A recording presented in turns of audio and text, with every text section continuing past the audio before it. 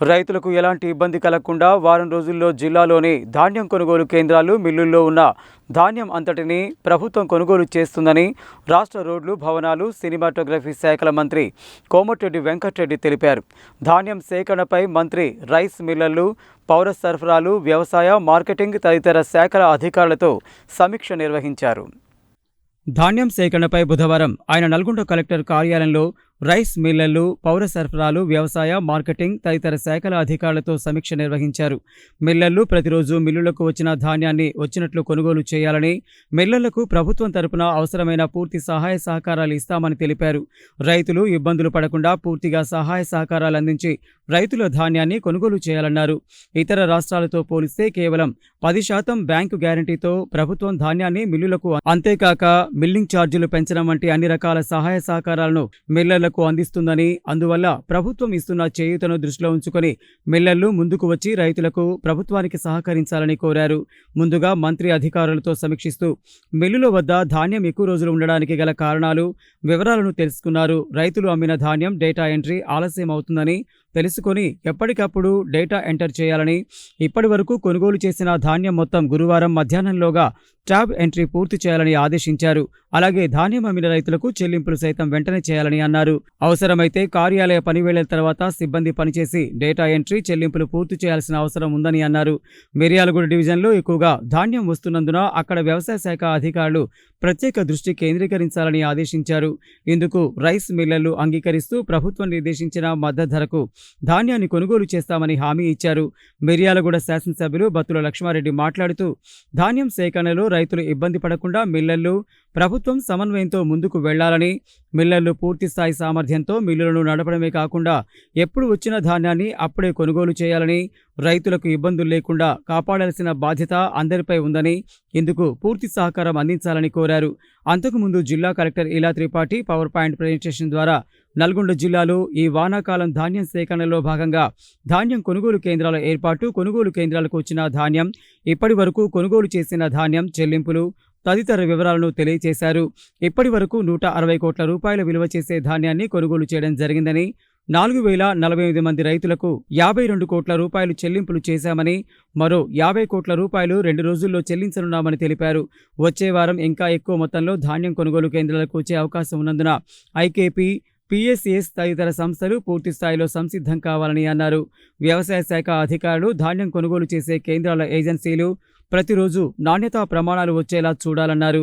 మిర్యాలగూడ ప్రాంతంలో అత్యధిక సామర్థ్యం ఉన్న మిల్లులు ఉన్నాయని, అయితే రోడ్లపై ధాన్యం, లారీలు, ట్రాక్టర్లు ఆగకుండా చూసుకోవాల్సిన బాధ్యత రైసు మిల్లులదేనని అన్నారు. జిల్లా ఎస్పీ శరత్ చంద్ర పవార్ మాట్లాడుతూ ధాన్యం సేకరణలో రైతులకు ఇబ్బందులు కలిగించే పరిస్థితి తీసుకురావద్దని మిల్లర్లతో కోరారు.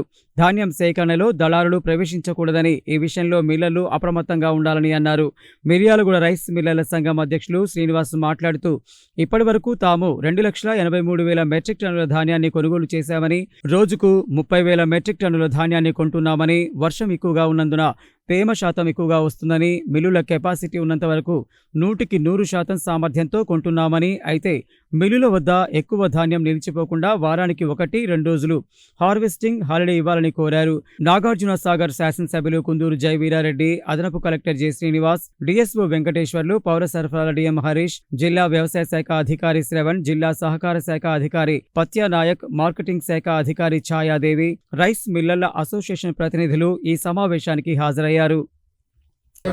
నేను అలాగే మిర్యాలగూడ శాసనసభ్యులు బిఎల్ఆర్ గారు, సాగర్ శాసనసభ్యులు మన జేవీ రెడ్డి గారు, కలెక్టర్ గారు, సివిల్ సప్లై ఆఫీసర్తో కలిపి మన మిర్యాలగూడ అలాగే నల్గొండ ఈ ప్రాంతాలతో పాటు ధాన్యం సేకరణ మిగిలిపోయింది కూడా వేగవంతం చేసుకుంటూ ఎక్కడ రైతులకు ఇబ్బంది లేకుండా, మాయిశ్చర్ పేరు మీద దేని పేరు ఇబ్బంది లేకుండా వారం రోజులపై మొత్తం పూర్తి చేయాలని చెప్పి స్ట్రిక్ట్గా వాళ్ళకు మిల్లర్స్ అందరూ పిలిచడం జరిగింది. మిర్యాలగూడ, నల్గొండ మిల్లర్స్ అందరూ వచ్చారు. వాళ్ళు కూడా పూర్తిగా సహకరిస్తాం. తప్పకుండా అందరూ కూడా ధాన్యం ప్రతి గింజ కూడా కొందామని, మద్దతు ధర కొందామని చెప్పి వారు హామీ ఇవ్వడం జరిగింది. నేను ఒకటే చెప్తున్నా, ప్రతిపక్షాలకు మీరు సలహాలు ఇవ్వండి. ఈసారి అకాల వర్షాలు అనుకోకుండా 3-4 సార్లు వర్షాలు పడ్డాయి. ఈ వర్షాలతో కొద్దిగా ఆలస్యమైంది. గతంలో మీరు సివిల్ సప్లై శాఖను నిర్వీర్యం చేసి 10-11 వేల కోట్ల రూపాయలకు లెక్కలు లేకుండా పోతే దాని మీద కొద్దిగా రైస్ మిల్లర్స్తో మేము కొన్ని కండిషన్స్ పెట్టి ప్రజాధనం దుర్వినియోగం కావద్దని బ్యాంక్ గ్యారంటీ పేరుగా కొద్దిగా ఆలస్యమైన మాట వాస్తవం. కానీ ఈ ప్రభుత్వం పోయినసారి చూసి 4 నెలల కింద 2 రోజుల ధాన్యం తీసుకున్నాం, 48 అవర్స్లోనే అకౌంట్లో డబ్బు వేసినాం. ఈసారి అకాల వర్షాలు ఒకటి రైస్ మిల్ ప్రతిష్టంభనతో ఆగిపోయింది, అది కూడా సాల్వ్ అయిపోయింది. మిల్లర్స్ కూడా మొత్తం మిర్యాలు కూడా కానీ నల్గొండ కానీ చేస్తానికి ఒప్పుకున్న వాళ్ళు తప్పకుండా ఈ మా ప్రభుత్వం రైతు ప్రభుత్వం మీ అందరికీ తెలుసు. 2 లక్షల రుణమాఫీ చేయడమే కాదు, త్వరలోనే రైతు భరోసాతో పాటు మిగిలిపోయిన రైతులకు కూడా రుణమాఫీ చేసి రైతులకు అండగా ఉండే ప్రభుత్వం ఇది. చేతుల ప్రభుత్వం. మీరు 1 లక్ష రుణమాఫీ చేస్తానంటేనే 6 ఇన్స్టాల్మెంట్ చేసినాం. మా ముఖ్యమంత్రి గారు, మంత్రులు, ఎమ్మెల్యేలు మేము అందరం పైసా కూడగట్టి 2 లక్షల లోపు 22 లక్షల మందికి చేసినాం. మిగిలిన పోయే వారికి కూడా చేస్తున్నాం.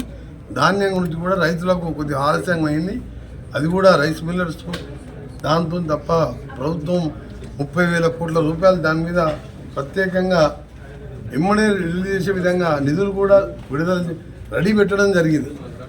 అన్ని ఏర్పాటు చేసుకున్నాం, కానీ కొద్దిగా ఆలస్యమైంది తప్ప దీన్ని రాజకీయం చేయకుండా అందరూ సహకరించాలని మరొకసారి ప్రతిపక్షాలకు కోరుతున్నాం. రైతులందరికీ చెప్తున్నాం, మీరు వారం రోజుల్లో టోటల్ ధాన్యం నల్గొండ జిల్లాలో అయిపోతుంది.